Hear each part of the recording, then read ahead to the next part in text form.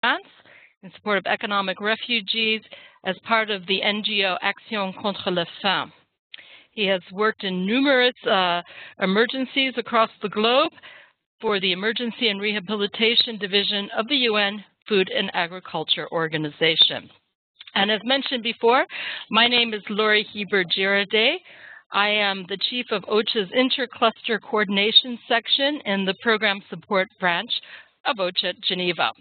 So maybe just a few words before we begin about those of you who have joined us as participants. We have got about 20 participants from Africa, another 10 from Asia, almost 40 from North America, and another 20 from the Middle East. So looking forward to a lively discussion and debate, albeit it'll be via text messages. We will do our best to really make sure that your questions are put to the panelists. Before we get into the substance, I think it would probably be useful if we just reminded ourselves what is meant to be the function of a humanitarian country team, and how does that differ from an intercluster coordination group. So the humanitarian country team, led by the humanitarian coordinator, is the overall strategic and operational decision-making function in a country. It has an oversight for how the operations actually are rolled out in a humanitarian context. It's led by the HC, and the composition includes representatives from the UN, from IOM, international NGOs, the Red Cross, the Red Crescent movements. And the agencies that are designated as cluster leads should also represent the clusters as well as their respective organizations on the HCT. The Intercluster Coordination Group is sometimes referred to as the engine room in humanitarian operations. They are not responsible for strategy, but they are responsible for the operations that make the strategy work. And probably it would be useful to remind ourselves of the core functions of the clusters, which includes supporting service delivery by providing a platform that ensures service delivery is driven by the strategic response plan and strategic priorities. The clusters and the interclusters are meant to inform the HC and the HCT strategic decision-making by preparing needs assessment, analysis of gaps as well. They also are responsible for developing sectoral plans. They monitor and evaluate performance, and they build national capacity and preparedness and contingency planning. And they also have a role to play in advocacy. So since it's fairly clear what the HCT is supposed to be doing and what is the membership of the HCT and the roles and responsibility of the clusters, the question is, why isn't it working as it should work in the field? Why are we seeing in all of our operational peer reviews and in lessons learned a concern over a gap and a lack of appropriate linkages between the HCT and the Intercluster Coordination Group? I would like to start off today's discussion by going to Afghanistan and asking Mark Bowden, who is the humanitarian coordinator in that country, to tell us what happens when these linkages break down, and what is it that can be done to repair them to ensure that these two groups are working effectively together in support of effective humanitarian operations. So over to you, Mark, please. Thanks, Laurie. And first, I'd just like to say that when the linkages break down between them, I think one of the major problems we've faced here is that the clusters and the HCT function at a far lower level, that they basically become information sharing tools rather than actually, in the case of the clusters, fulfill their role in standard setting or setting a direction for the work of the clusters. I mean, we've also seen here, sort of in practical terms, this has an impact more recently in the quality of the debate on shelter and the standards that are applied to the provision of shelter for flood victims. So also we've had issues around the development of the appropriate tools being used in the clusters. For example, on the food security cluster, we've gone through a major debate over the better management and use of the IPC and interpretation of the IPC. So essentially, I think when the structures aren't working properly, the processes aren't working properly, what you get is a decline to a sort of lowest common denominator of comfort for everybody, which tends to be, in terms of their work, a focus on information sharing, and in terms of resource allocation, strategic development, just a sense of fair division, either of work or of resources, rather than a more strategic approach. So, you know, my sense of what is needed in this case is both a restructuring of the, as we've done in Afghanistan, of the HCT, to actually develop that and empower the HCT to be a decision-making body, but also to create a structure where the clusters have a level of accountability to the HCT, and so it's not just a reporting function, but the HCT takes responsibility for working together with the HC in setting a strategic direction for humanitarian action, and the clusters are actually involved in delivering that at a level of quality that is ensured by high levels of accountability to the HCT. Over to you. Thank you very much for that, Mark. Now, I should let participants know that Mark will have to be leaving us after the first half hour because he has another engagement, and he will then be replaced by Kathy Howard, who is the acting head of OCHA in Afghanistan, who has worked previously in South Sudan and has quite a lot of experience working with the Intercluster Coordination Group. But before you go, Mark, I would be really appreciative if you could walk us through how you are undertaking reform in Afghanistan so that these linkages between the HCT and the Intercluster can be better established in an effort to be more accountable to the people that we're trying to help in Afghanistan. Please. Yes, okay, well, the challenge we've been facing, and it's taken us, I suppose, something like 2 years to manage the reform process, is there was a certain the HCT had become very large and very unwieldy. We had major attendance not just from broad sections of the NGO, UN, and donor community, and as a result of which the HCT, as I said, focused more on information sharing.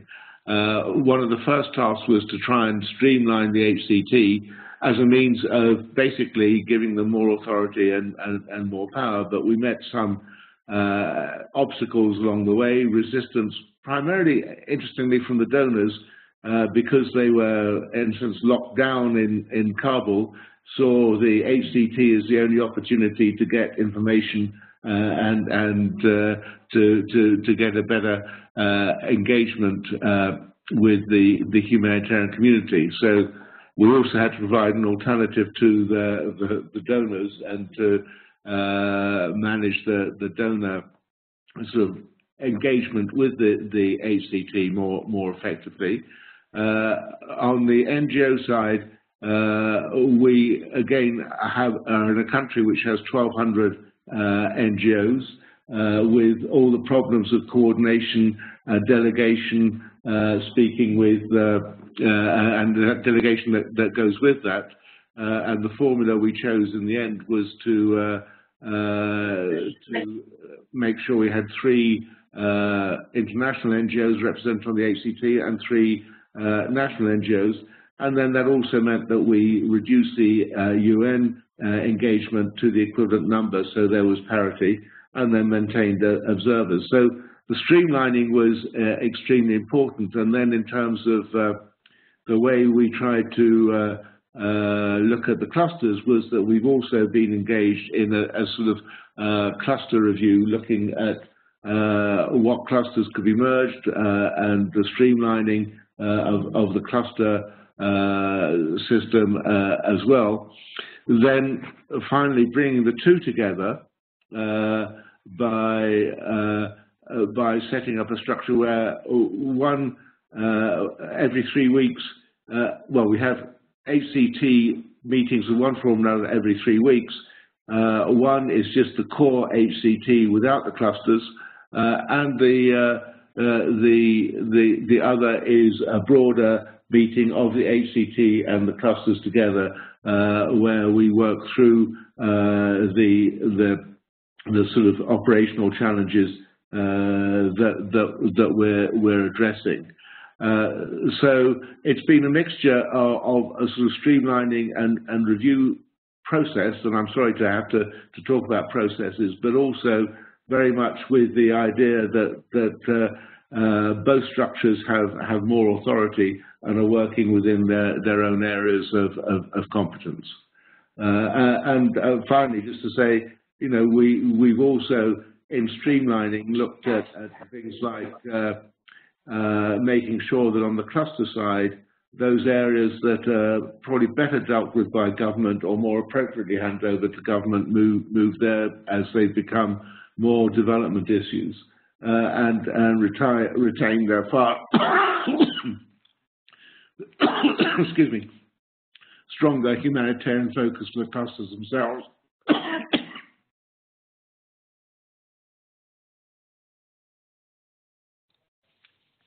Sorry, over to you. Thank you, Mark, for that. Maybe just to follow up a bit, through this reform process, I assume that what you'll be looking for is ensuring that the clusters and the interclusters are better supported and given more guidance and direction to fulfill their core functions. And I maybe just want to talk a moment about the core function of the clusters in terms of supporting the HC and the HCT strategic decision making. In particular, their responsibilities for needs assessment and needs analysis, and the importance of this work in the formulation of a strategy for a country. Is there anything specific you can tell us about your experiences in Afghanistan to date, and any advice that you may be able to give to some of our participants on the phone today to ensure that clusters are better supported to fulfill their core functions? Well, I think part of it came, in our case, through the better development of the HRP and ensuring that the HRP was more needs focused. And then tasking on that was a lot easier. The clusters had a clearer role to play in the development of the HRP. So I think that was one area, and I think OCHA provided a lot of very helpful support in developing an HRP. I mean, my experience over many years with CAPS and CHAPS has been the challenge facing the HC has been to stop these being a wish list and an additional opportunity for everybody to get their sort of clear interests expressed in an overall document. So getting the framework of the HRP right and more focused on needs and costing those needs out, I think has been a major change. I say that as a former skeptic of the new approach. So that's one thing that I think has worked well in Afghanistan. We also have had help, I think, from the CHF. We have a common humanitarian fund here, and we put a proportion, not a lot of money, but we have put money into data gathering and data management as well. So we have real problems in Afghanistan with the quality of nutrition data, and we've used the CHF to have ACF as one of the agencies providing background survey and analysis work and bringing that together. So, you know, I mean, think creatively about the resources that you have at hand to strengthen data gathering and use the appeal process far more effectively to get a narrow and focused approach. Thanks very much. And before you run off, Mark, maybe just one final question before we move to the other panelists. Experience shows that accountability is a major problem in the field. So what are some of the accountability mechanisms that exist between the HCT and the Intercluster Coordination Group that you would like to see emphasized or expanded? And maybe just before you leave us, any final tips that you would give to humanitarian coordinators that may be listening in on how they can improve the coordination architecture in the country to achieve better outcomes? Okay, I mean, I think on the accountability, there is a sort of monitoring framework in the HRP that provides some accountability. I have to say one of the issues that I think the accountability throws up is the relationship that the clusters have with the HC, and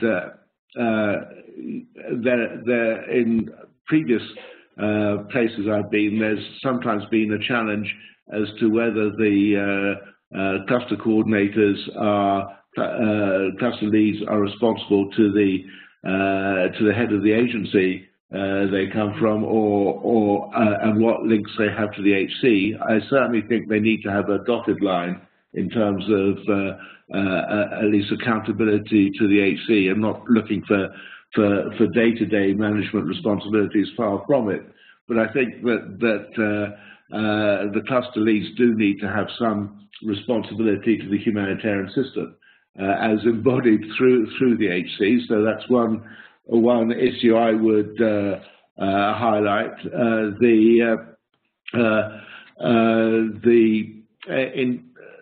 The other question, Laurie, you were asking was tips on. Well, I think that humanitarian coordinators in similar situations would be interested having to hear a little bit more about your experience in Somalia and in Afghanistan. What suggestions could you provide? I mean, you've given us one just now on what measures they may take to improve the functioning of the HCT and the Intercluster group. Well,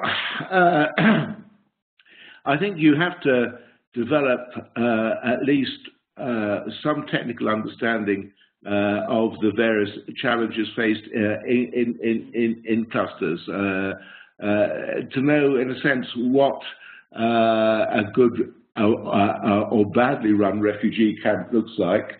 I think you have to know, enough to make sense of, the nutrition issues. I mean, I think you have to have at least a passing knowledge of some of the dynamics of what creates a humanitarian crisis in that, so that you can make the HCs accountable.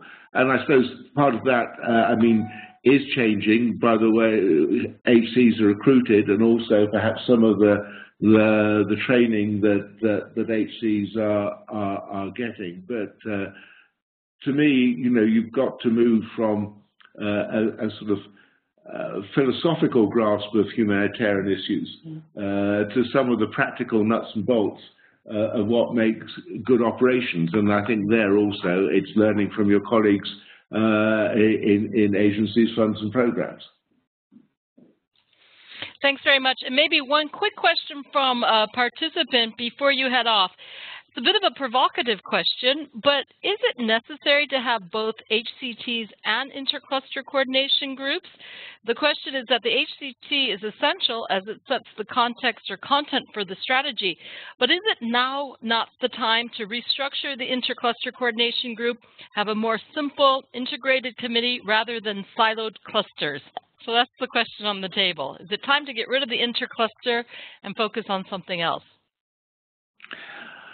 Well, I think it raises the whole issue of the way that clusters function. I, as you mentioned earlier, was involved in my days in OCHA in the policy branch in looking at the whole development of clusters. What what we originally envisaged was something very different from what we now have. And what we envisaged was actually a far more of a gap-filling process, and potentially, and something also that focused far more on building up areas of competence and expertise in specific crises, not part of an institutional structure. So, I mean, I think there may be some thought given to what the core purposes of the clusters are, and whether, you know, there is a need for clusters in all the areas that we now have them. So I'm avoiding the question by throwing it back at you that way. Thank you very much, Mark, for joining us today. Let me go over to Cyril Ferran now of the Food Security Cluster, the Global Coordinator. And let me ask you, what is your perspective of the importance of the linkage between the HCT and the ICC?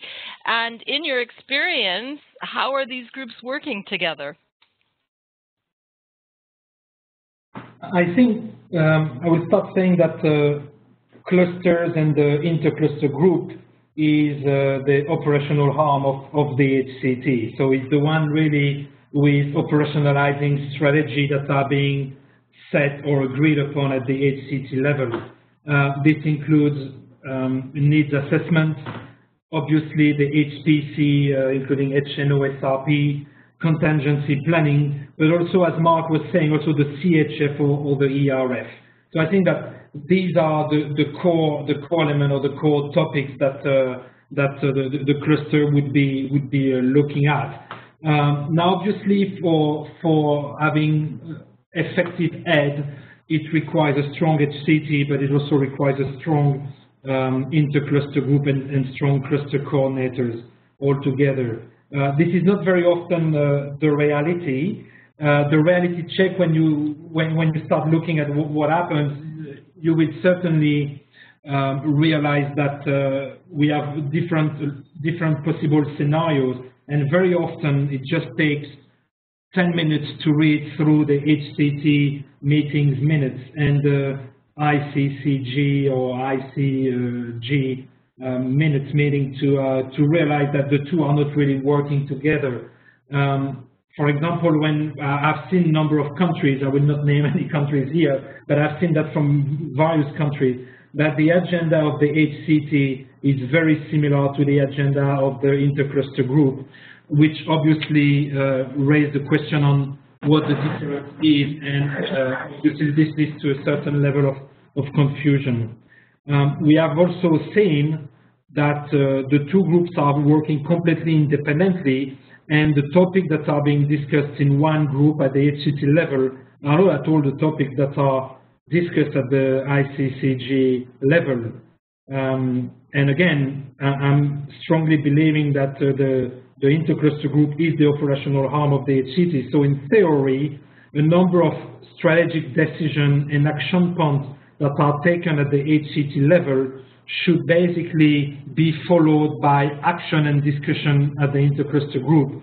And very often we realize that this line is broken. So the two groups are not really talking together. And we will come probably a bit later on in the discussion into the interconnection between the two groups and the role of the humanitarian coordinator, the role also of the cluster lead agencies, to make sure, and OCHA, to make sure that this link is established. Now, some good examples from my last posting, in fact, before joining the Global Food Security Cluster, was in Palestine, where the whole advocacy strategy of the HCT and the messages of the humanitarian coordinator was definitely tailored by the intercluster group. The intercluster group was the one that was debating, brainstorming, masterminding a number of ideas elaborated or extrapolated from ground reality to frame a core of advocacy messages that at the end of the day the HCT would endorse, but definitely the link was established. And I think it's a very good practice given, of course, the one of the functions of the humanitarian coordinator being on advocacy. Similarly, I think that Mark was talking about the operational challenges and problems that partners, NGOs, UN agencies are facing in the field. I think that if the ICC and the HCT are working close enough to each other, then the humanitarian coordinator and the HCT at large could certainly help to overcome some of the problems that the humanitarian workers and actors are facing, either it's related to resource mobilization, sometimes access to beneficiaries, in other time relationship with local authorities. When this connection is strongly established, then you have a humanitarian coordinator who is really in the driving seat, fully empowered, and being able really to speak on behalf of the wide humanitarian community to the benefit of affected communities altogether. So these are again some examples of indicators where things are not working well, and some examples of countries where the humanitarian coordinator was really empowered by the intercluster working group, because at the end of the day, that's what is required, is the ICC from the ground reality, from the discussion at NGO level with local partners, with beneficiaries also, to fully empower the HCD and the HC to take the right decision. Over to you. Thanks very much, Cyril. I'd like to now go to William Shamali of the Danish Refugee Council and ask you, from an NGO perspective, what is the impact when the intercluster coordination group is not functioning as it should, or the HCT or the two groups are not linked well together, for the operational agencies that are providing assistance on the ground? What's the impact when these two groups are not functioning as they ought to be?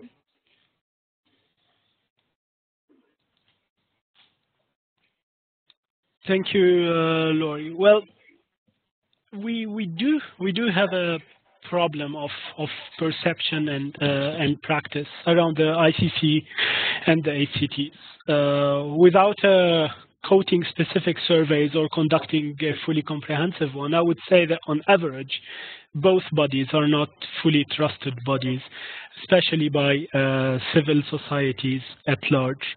Now, the opportunity that is there is, how do we make all humanitarian partners on the ground do trust the direction where the operation is going, and hence allow an opportunity to have the action more synchronized and going in the right direction. What we've observed in several operations is, in situations where there is an actual functioning link between the operational arm, as Cyril calls it, and the policy advocacy strategy arm, that is the HCT, then that reflects better on both bodies. It kind of shapes the agenda of both bodies and make them more efficient through a stronger link between them. Now, how does that impact in practice? And my overall point there is a trust in the operational leadership and the strategic direction and objectives. In situations where you don't have trust, especially at the ICC level, then NGOs or frontline actors would send not their senior staff, not their staff who can make decisions to these bodies, hence making these bodies transform to more information sharing bodies, losing efficiency, and then becoming less and less interesting, so less and less senior staff go there. So we have this vicious circle where the lack of trust in this operating body leads to less efficient bodies, while if we spin it in the other direction and we get more and more senior people and people who want to make it work, then it becomes good. Practically, what does it mean to have an efficient link between the two?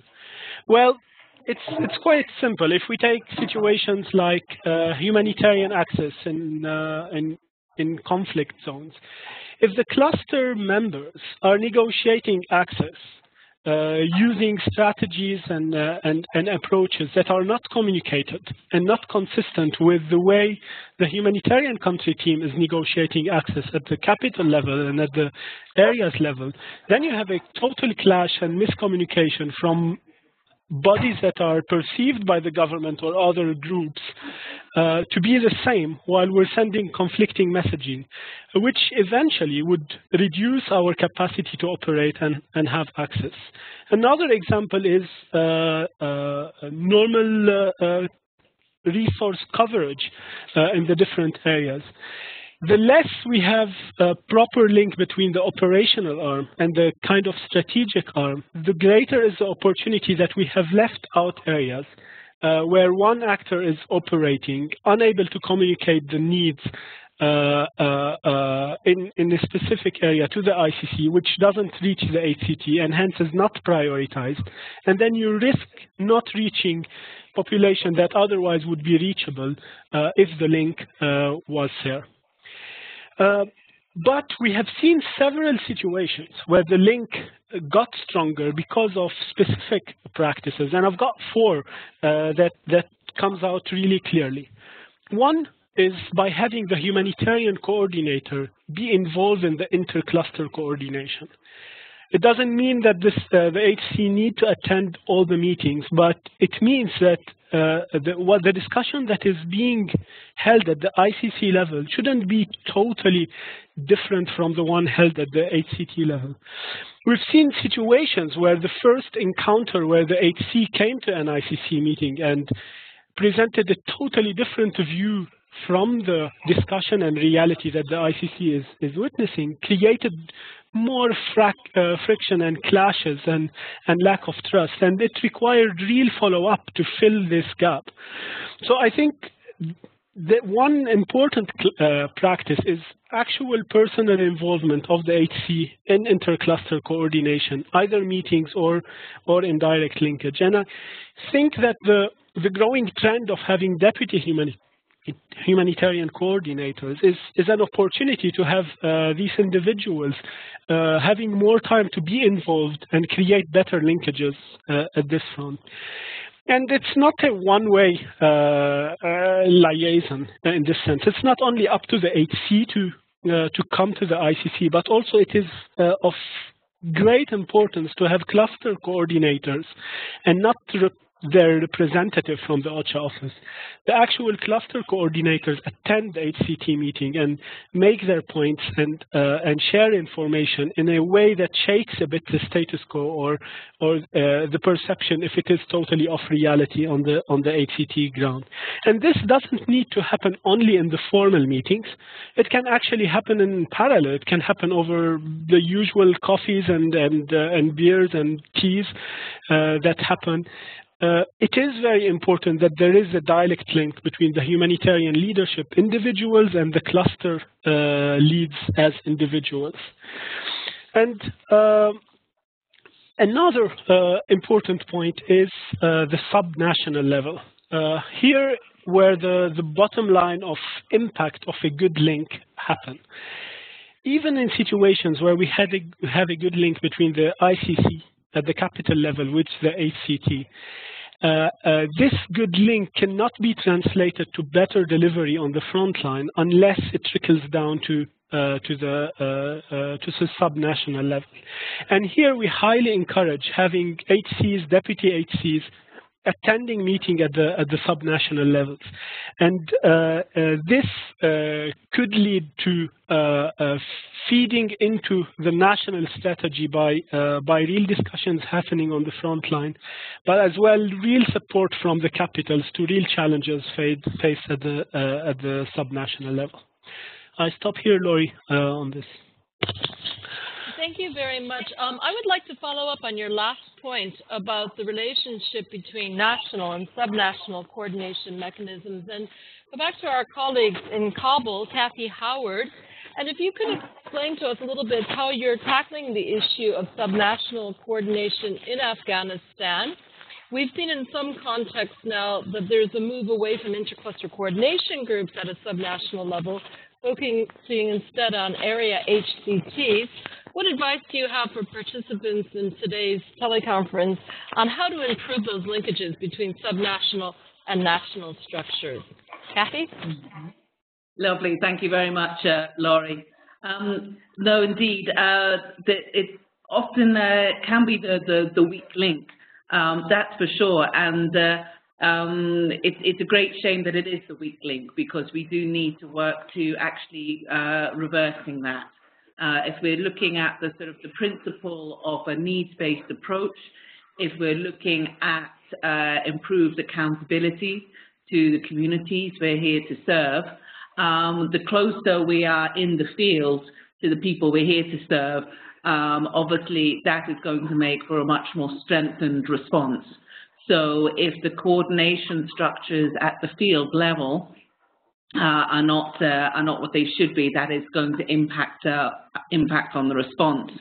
I think it's we often sort of indeed, you know, think that when you're in the capital or in Geneva, New York, you think that the field is the if you like Kabul. It's not. When we're in Kabul, we think that the field is the state or the provincial capitals. In a way, it's not. It drills down further to district level and beyond. But realistically, we also have to look at our capacity to actually realize useful structures. So probably for us here in Afghanistan, it's trying to strengthen the coordination structure at the regional capital level. Now, in that sense, again, looking at who are our partners and who can drive on this. And clearly it is the NGOs. And I do sort of stress very much, I mean, when we talk about cluster coordination, we often talk about the cluster coordinators. Let's not forget the co-coordinators, the NGO perspective. And that becomes more and more the reality when we're looking at field coordination structures.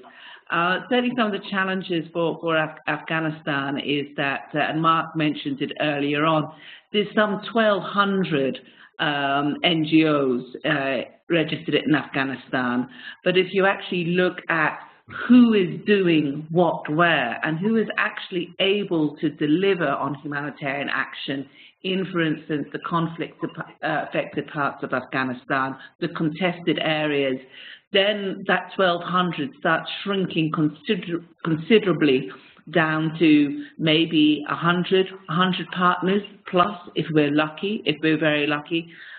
You know, there is quite a disconnect in terms of the needs and the level of needs of the field versus the humanitarian footprint of NGOs and UN alike. So that inevitably is a challenge. However, our NGOs do have greater reach. They often have a longer history. They have often managed to gain a more acceptance, negotiate their access, and it's really through the NGO partners that we can build on a stronger coordination structure at the regional level. So I think there's not a one size that fits all. You know, for any particular context, but certainly I think it is about identifying those. We are looking indeed at in Afghanistan at more sort of flexible, lighter models of coordination in the field. With OCHA, of course, present in most of the fields. I think what we have to be sort of cognizant of, though, that is we don't look at a sort of a blueprint model for humanitarian coordination, but that we focus on strengthening the coordination in the areas where we have to deliver the most. So that's probably all I have to say on that for now. Back to you, Laurie. Thank you. Okay, thanks very much, Kathy. I'd just like to follow up with Cyril now and speak a little bit about the importance of linkages with government and the need for the HCT and the Intercluster Coordination Group not to operate as separate entities, but really operate in support of the government. And can you share examples of where that's working well and what is it that we still need to fix? Cyril? Yes, Laurie, I think I've lost you a little bit on the quality of the sound, but I mean you are asking about the linkage with the government. That's correct? Yes, about the government's role. Yes.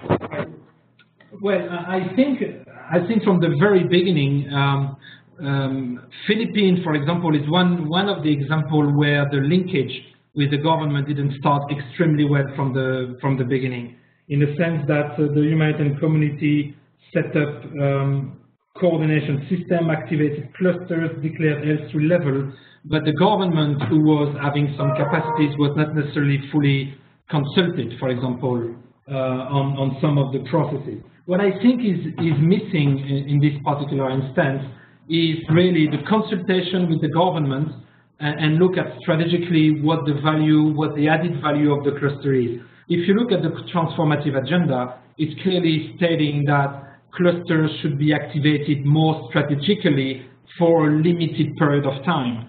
And unfortunately, that's not the reality. What I think is required in this case is really to look at the capacity of the government to respond to a crisis.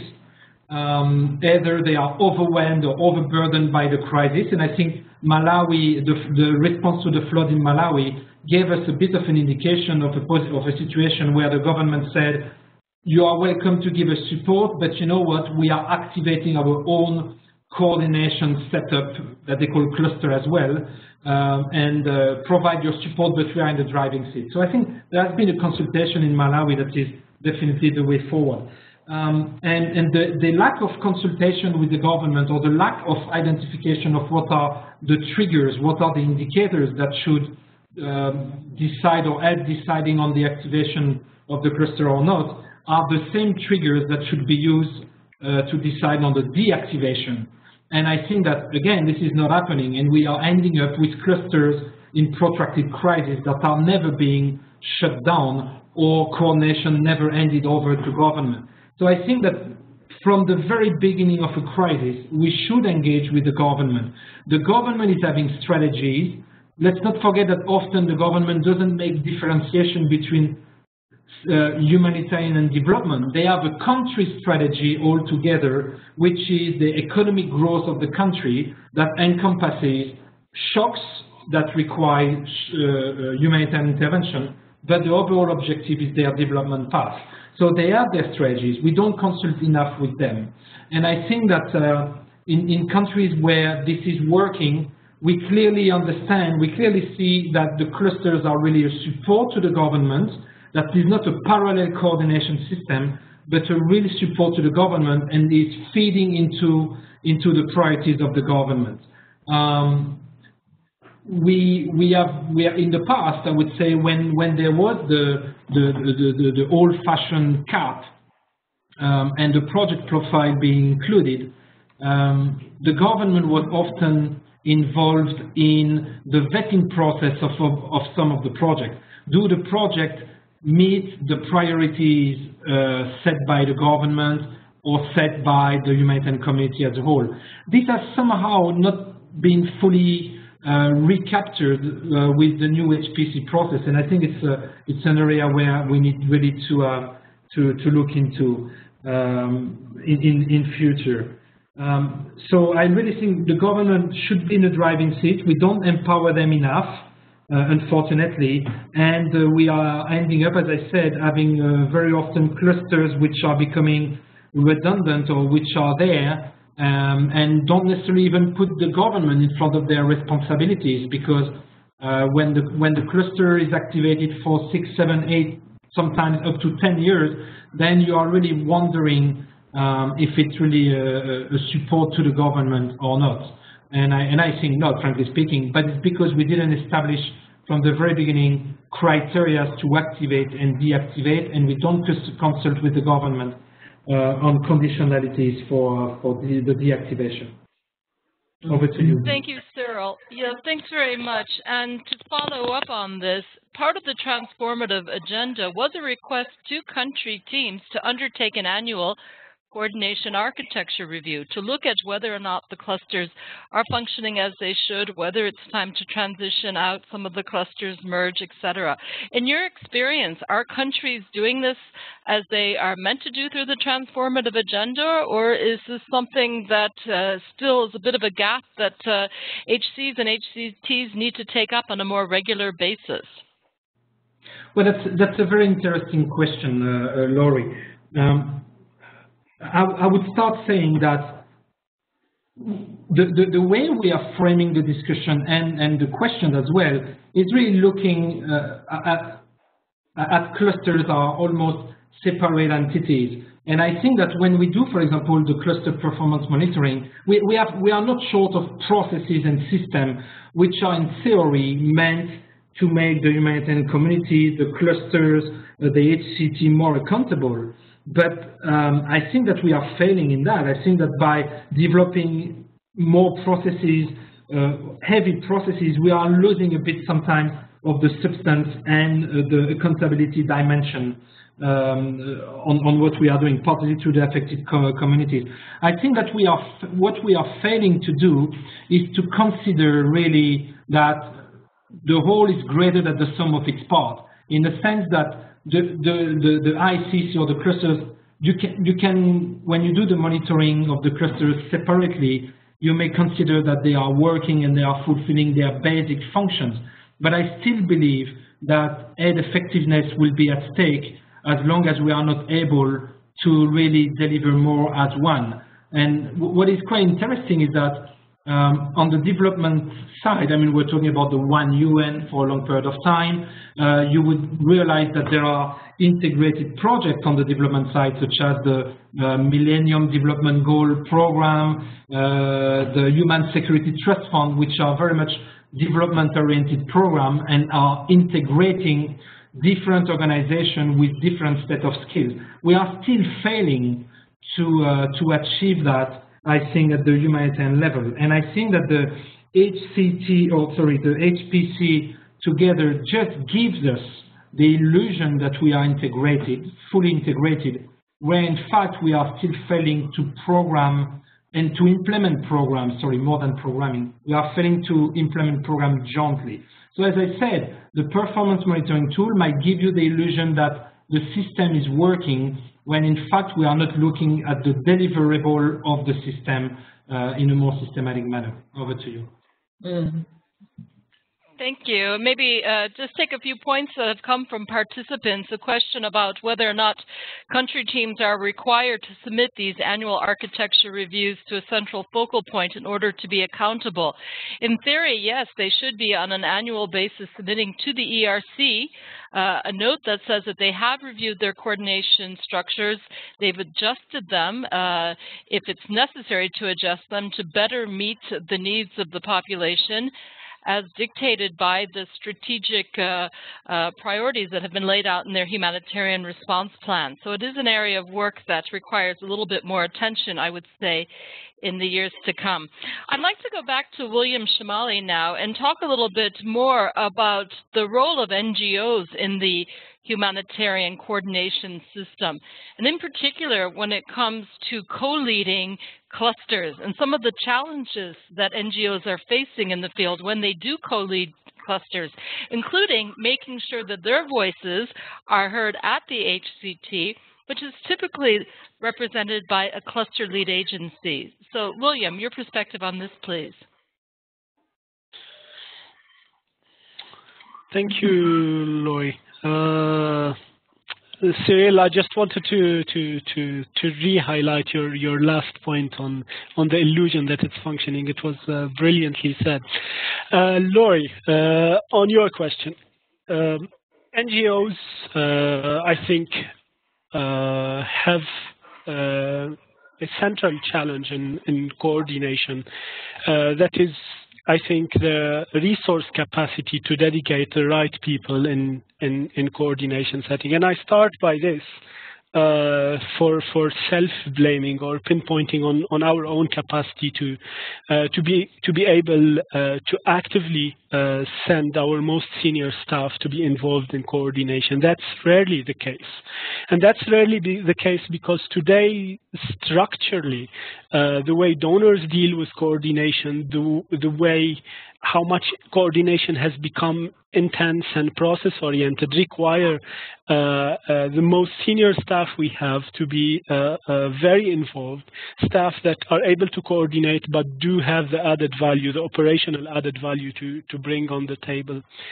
So I think the major challenge that we all have is how do we reflect this need for more lean coordination and having the right resources allocated within NGOs and UN equally, but mostly within NGOs to bring this operational input to the coordination. Now, the added value of having NGOs on the table from what we've seen, or what we try to really push when we are co-leading a cluster, which we do in several operations around the world, is basically feeding into strategic direction and planning from an actor that is on the ground and is able to react to the needs almost immediately. And this is very important when you do have in the clusters actors who are in the villages, on the front line and on the borders, who are able and have the flexibility and agility to reshape their program depending on the needs. That has a tremendous impact on the actual discussion in the cluster, because it makes it more operational, it makes it more sharp, more focused, and no longer theoretical. And I think the more NGOs are present in these clusters and in the ICC, the better there are the chances to have the right discussion there. Now, how does this go to the ICC and then to the HCT? A key challenge we have seen in several operations is a bit this elitism or creation of cliques and groups who have this who are privy to this access to the HCT. Very good practices that we've seen is having a separate coordination fora for NGOs who decide on how the presentation will have to be done. It doesn't always work, but it has good rate of success.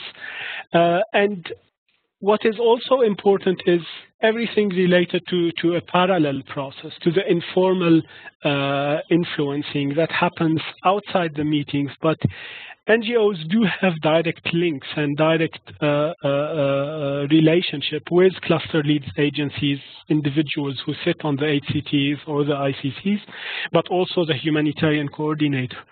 And we need to look at this as part of the coordination. It sometimes gains a kind of negative connotation of parallel systems.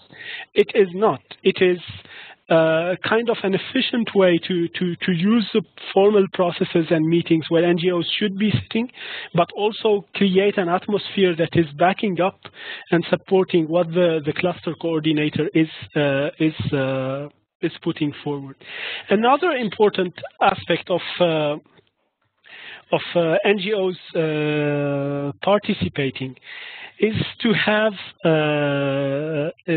the capacity of challenging the HCT processes and the ICC processes. NGOs tend to be a bit provocative, a bit challenging the status quo, and sometimes it's annoying, sometimes it's not.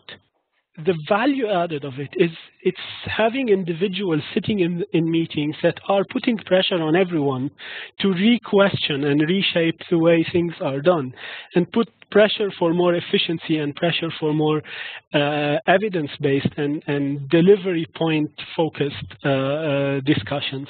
And this is very important. And finally, I think one of the things that NGOs benefit from a lot is proper sequencing of the relationship between the ICCs and the HCTs. In situations where you have the agendas of the ICCs prepared well in advance, and NGOs can input to these with evidence and information and suggested action that can trickle to the agenda of an HCT and result in a strategic decision or complementary advocacy or complementary fundraising. This sequencing, when we get it right, make NGOs able, with limited resources, influence a lot the discussions that are happening, but also feel the trust in the process where there is a proper sequencing to adopt views or at least seriously consider views of NGOs. Thank you very much. I'd like to take a few questions now from participants. Maybe we'll go back to Kabul now. There's a question here about the lessons that we're learning now about effective coordination. How can we ensure that these also apply in purely refugee crises? So, Kathy, any views on that? I'm sorry, Laurie, the line is very bad. Can you repeat the question again, please? I'm sorry, the line is bad from Geneva. This morning it was Kabul, but Geneva, there's no excuse. Can you hear me better now? Yes, much better. Okay. So the question from one of today's participants is about the lessons that we're learning about effective coordination between the HCT and the Intercluster Coordination Group. How can we ensure that these lessons learned are being applied also in pure refugee crises? Okay, thank you for that question, Laurie, and it's indeed quite in a way quite a provocative question as well. I mean, without going into the complexities around the sort of the working in refugee crises, whether they be in purely refugee crises or mixed settings, clearly, I mean, if I look at the Afghanistan situation, where we have, for instance, here a refugee influx from Pakistan, in quite a very porous border situation, and in this setting where there is also host communities very much impacted also by the refugee influx. Still, we see, of course, under the leadership of HCR, and that is, of course, the leadership of HCR in this setting, very good coordination. That is indeed through the multi-sector, but it is clearly a strong leadership by HCR. We have seen it's a privilege to have also a relationship with OCHA and with the clusters, whereby we can ensure that there is support provided also by clusters where required in support of, for instance, host communities impacted by, and also to ensure that there is also the ongoing coordination structures in the region for other events such as further internal displacement or flooding or natural disasters. So I think in terms of sort of the lessons to be learned, what we need and we have in Afghanistan is through the HCT. We have UNHCR represented as one of the lead agencies, one of the 6 UN agencies on the HCT. They're there because they have cluster lead responsibilities for protection, for shelter, for NFIs, but also there, of course, in their role as mandated for refugees. So there is a strong link there. Probably where we see it a little bit less strong is at the ICCT level, and there are some challenges around that. We're in the process of trying to revitalize the multi-sector to ensure that the refugees and returnees are fully integrated but have a good seat at the table within the ICCT, because I think there's also, of course, a lot that can be shared and learned from the experiences of the clusters and their technical expertise, and then certain sort of that can be shared with the multi-sector. Certainly, I think one of the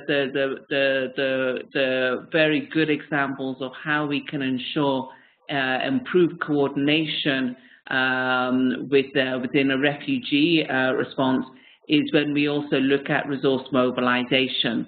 That is a great strength, of course, of an HCT, which is able to put its weight behind resource mobilization, establishing of the priorities of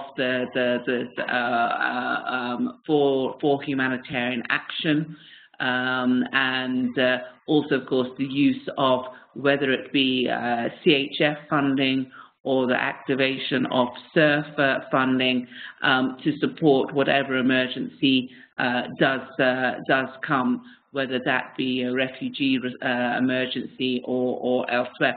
So it is about the strength, I think, of the architecture system to support the refugee response is also about ensuring that there are agreed upon priorities vis-a-vis the host of other priorities and humanitarian needs, and that everyone adheres to those priorities.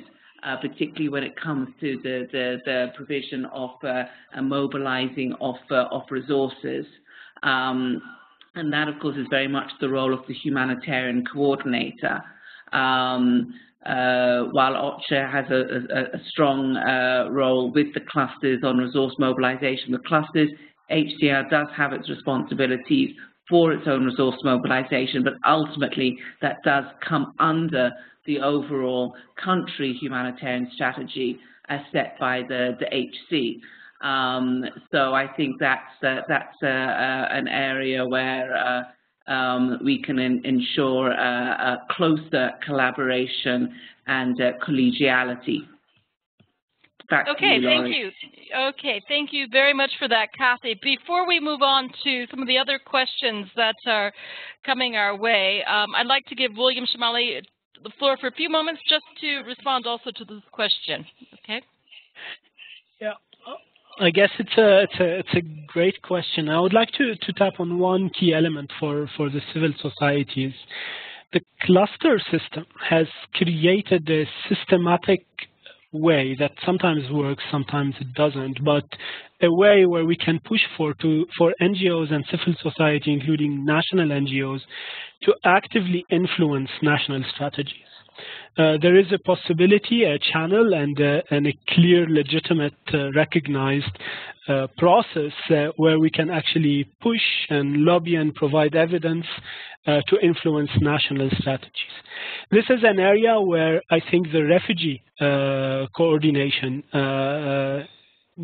can benefit a lot from, to open up strategies influence for refugee coordination in countries where you only have refugees. I'm not talking about mixed situations. I'll come to that point in a moment. To take that, and UNHCR has recognized this, and over the last 6 months there has been tremendous high-level progress on this front between Amos and Guterres on UNHCR developed coordination and practice that opens up this capacity for civil society to influence, and the paper on coordination and practice. However, the reality on the ground in mixed situations is proving very difficult and complex, especially at the ICC, at the intercluster coordination level. And I take the non-typical example of Iraq, recognizing the limitations of this example. The capacity of coordinating both refugee response and IDP response and host communities through the cluster system has not been working for several months. And we have seen several challenges in duplication of meetings, duplications of decisions, etc., that needs to be addressed. And this brings our discussion here becomes very relevant, because the opportunity of fixing this duplication is exactly in creating a strong link between the right discussion to happen at the ICC level and bringing it at the HCT level. However, there is real differences between refugees and IDPs. From what we're seeing in Iraq, the government counterparts are different. The legal frameworks are different. The right to work for IDPs is very different than the right to work for refugees. The government responsibility is different. So what you can push and advocate with the government for is very different between IDPs and refugees. So even though a stronger link between ICC and HCTs may make the operation smoother for the two group of population, we still think that there is operational realities where, again, the subnational coordination level is the only operational practical body that can crack how to deal with it from village to village, from delivery point to delivery point. Thank you. Very much. I'd like to now go on to a few of the questions we're receiving regarding the role of the cluster lead agency and the importance of that function in the humanitarian country team to represent the views of the clusters, to raise issues that the clusters have with the HCT, and how we are seeing in several contexts that this is not really working as it should. So, Cyril, let me perhaps go to you first. How can we fix this disconnect that some see between the cluster lead agency, its responsibilities to the clusters, and its participation in the HCT? Thank you, Laurie. Well, that's a very, very important point, and that's exactly what I was saying earlier on the link on how the cluster are linked to the HCT altogether. And by definition or in theory, the cluster lead agencies or the head of agencies of the cluster lead agencies are accountable to the humanitarian coordinator, and at the HCT level, they are reporting on the affairs related to the cluster. But it's very, very hard to have this established properly. We don't have in all countries the representative who dedicate enough of their time or sufficient time to the cluster. I've been witnessing a number of countries, not only for food security, but all the clusters as well. There is a lack of briefing, so the cluster coordinator doesn't have a lot of opportunities to brief the head of agency, of the cluster lead agency. Very often the head of agency will forget that the cluster coordinator doesn't represent the cluster lead agency, but represent a group of humanitarian partners, national, international NGOs, and is basically the voice of all these group of actors which are operating under a given cluster. So there is this lack of understanding in a number of instances. I think that what we are trying to do in food security now is making sure that the representatives of co-lead agencies, because food security is co-led, making sure that the head of agencies are properly briefed prior to deployment or redeployment, that they are briefed about what the cluster is, what their function is, and that when they are at the HCT, they have to represent both interests. So their agency's interests, but also being the cluster voice. If this is the case, then we are fine, and we are almost sure that the different actors are properly represented. If it is not the case, then that's where we say that it's better that the cluster coordinator is also participating in the HCT to make sure that this broader views of the partners is represented. But I really think that there is still work to be done, and this was recently highlighted in the food security cluster evaluation that reviewed the past 4 years of food security coordination, highlighting that there is still some work to be done for securing the buy-in from co-lead agencies and the representatives. So there is a bit of sometimes a misunderstanding or lack of understanding, at least, to what their function is when they are attending the HCT, that it's not only about their agency, but also representing the cluster. So I think the way forward is really making sure that they are briefed properly, then making sure that there are regular meetings that are taking place between the cluster lead agency and the cluster coordinator, and it's both ways. The cluster coordinator needs to be briefed by the head of agency on what is being discussed at the HCT, and vice versa. The cluster coordinator needs to brief the lead agency on what is being discussed at the intercluster group level to make sure that the proper decision and reflection are taking place in both groups. So the link, I would certainly say that the link between the ICC and the HCT is or should be less OCHA than the cluster lead agencies or the cluster coordinators themselves. But the precondition for that to be a reality is really in making sure that the cluster coordinator and the head of agency are regularly meeting.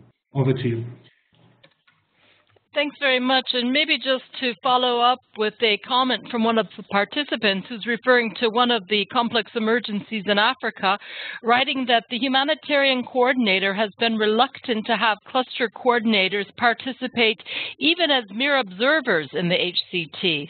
So maybe over to you, Kathy. You're trying to address this problem in Afghanistan. What advice can you give to cluster coordinators in the field who are facing a problem of representation in the HCT, or conversely to HCT members that would like to help an HC overcome his or her reluctance to seek these linkages, stronger linkages between the two groups? Right. Okay. Indeed, I think there's indeed many different examples on this. I think that the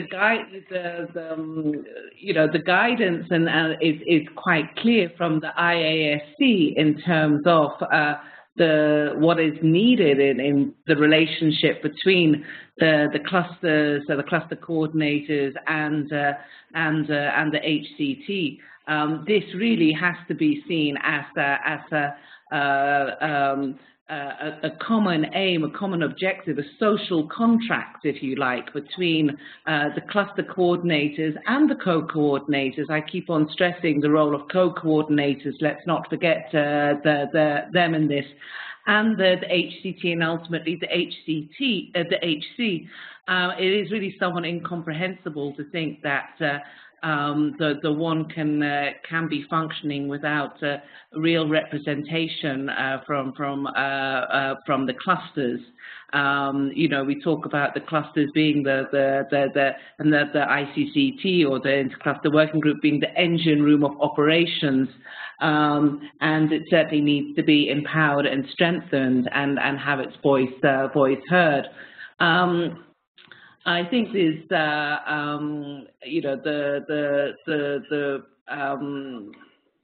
the role of the HC is absolutely crucial in this, in setting the tone of the kind of partnerships to be established. And I think indeed, if any cluster is finding it hard to get representation, a frank a meeting with the HC may be supported also by the cluster lead agency is certainly would be necessary. I think we have to sort of also, when we look at the representation of the clusters at the HCT here in Afghanistan, as Mark outlined earlier, we have now introduced a system whereby we have a 3-week rotational meeting with either the core HCT, or then every other 3rd week there's the core HCT meeting with the clusters, and that is the cluster lead and the co-leads, jointly in the room. But let's also not, when we think about how to improve the sort of the representation of, I think we need to be also not just thinking, well, that would be enough. What we're very conscious of in Afghanistan is we have a system on the HCT that we have also NGO representation, just as cluster lead agencies should be representing not only their own agency interests, but that of the clusters, that of the broader community. So should the NGO representatives on the HCT be representing the NGO community. It's not always the case. We're putting actually a lot of effort here in Afghanistan into other fora where the HCT and OCHA meets with a much broader spectrum of NGOs than are represented only through the HCT, or for that matter through the co-leads of the clusters. And it's precisely to try and ensure that we're keeping much more, getting a sense of what the community is wanting, what the community, the humanitarian community, and by this I mean the NGOs, is also wanting of the HC, of the HCT, and also of the intercluster working group. So yeah, in terms of advice, I think, yeah, you know, you need to speak up. If you're not being heard, if you're not being represented effectively at the HCT, or there's enough space for you, speak out, because it really is absolutely essential for the whole system that that cluster coordinators and co-coordinators are part of the HCT in some form.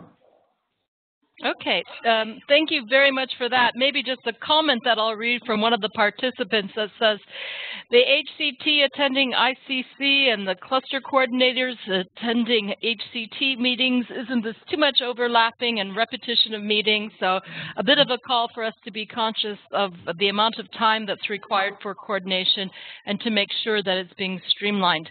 I would like to take a question that I would address to William Shamali, and it has to do with NGO representation on the HCT. We've talked a lot about the need for NGOs to be represented as co-leads in the intercluster and to co-lead clusters. But what about the representation on the HCT?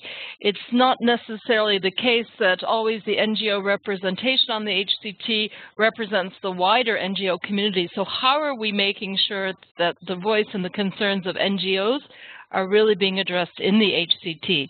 William? Thank you. Yes, it's a very interesting question. It's like asking UNICEF to represent the wider UN community, or WFP to represent the wider UN community. It always boils down to the NGOs to represent the wider community. I don't think that's the added value of having an NGO on the HCT.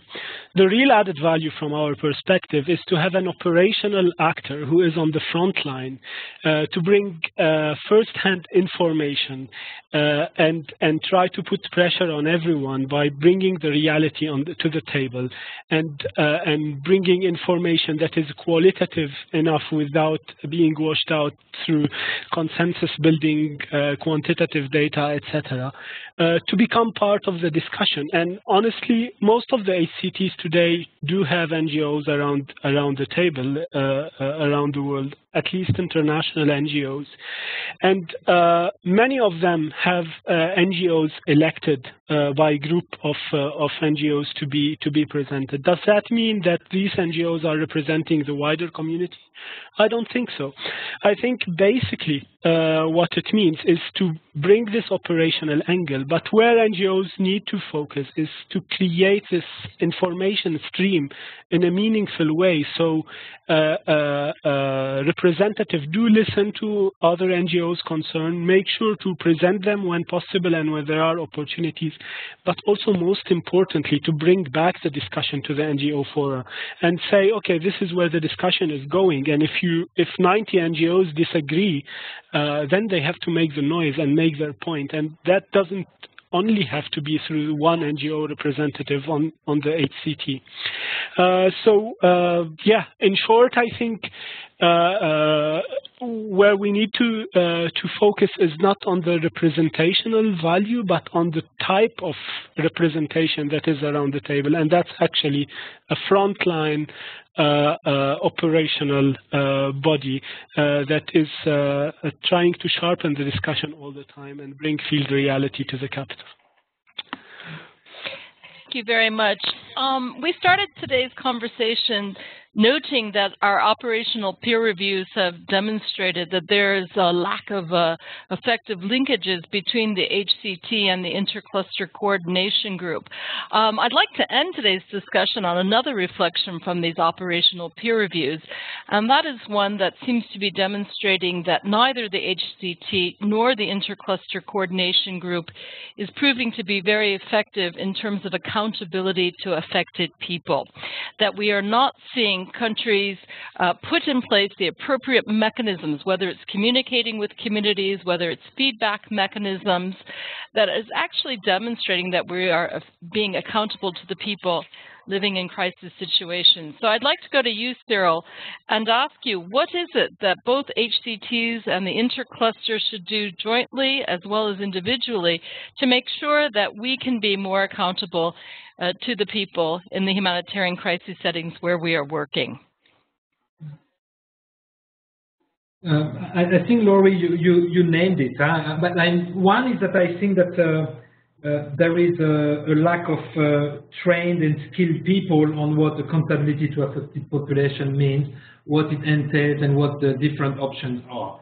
So I think that we are lacking, or the cluster coordinators are lacking sometimes some of the expertise to mainstream that, or to make sure that this is becoming a reality. And William was saying that a bit earlier, is that we are lacking seniority of cluster coordinators very often to lead that discussion. The cluster coordinator's function is difficult. Well, it's difficult to find good cluster coordinators that are coming from agencies with the seniority, with the diversity of background and experience. So this is proven very difficult. It's difficult to finance the clusters at country level. Therefore, we have a very high turnover of staff. And maintaining an agenda such as accountability to affected population requires really dedicated people with the skill. Very often, the skill is lost as the person is moving on. And I'm afraid that that's too often a reality.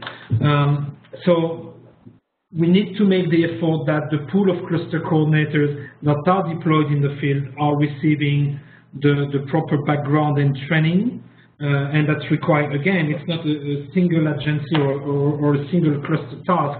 It's really a collective effort that we must ensure, and probably OCHA is having some role to play in that, I would say, on training in particular. I've seen in Iraq the effort of making sure that communication with communities is becoming a reality. And I think that's a good example, but again, it's because there was a conjunction of factors there. On the food security side, we had a cluster coordinator who was coming with this background, and on the OCHA side, there was the expertise also embedded within OCHA. So altogether, that has gained some momentum in Iraq.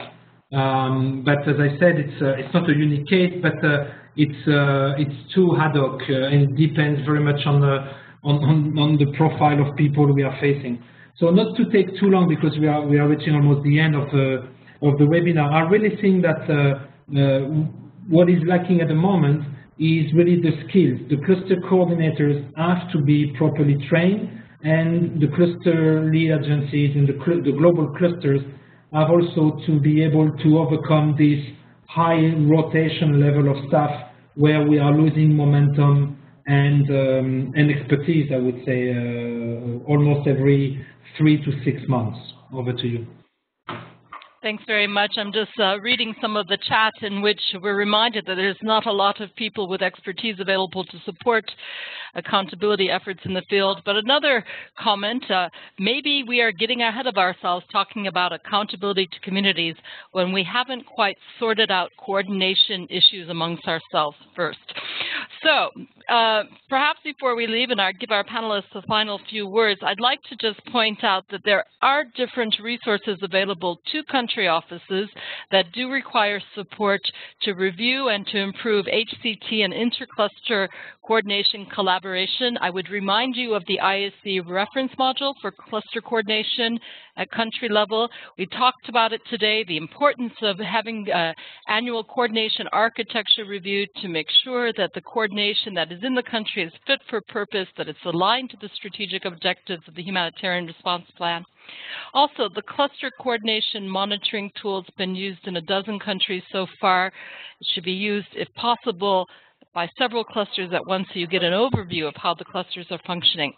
And I would also like to remind you that the Global Cluster Coordination Group does meet regularly in Geneva.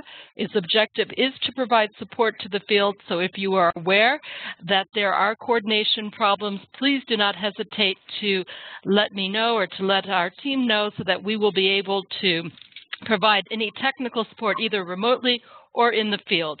We just have another few moments left. I would ask each of our panelists to very briefly, in 30 seconds, leave us with your best advice, your best tips for our country participants today on what could be done, what do you recommend being done to improve the linkages between the HCT and the Intercluster Coordination Group, starting with William Shamali.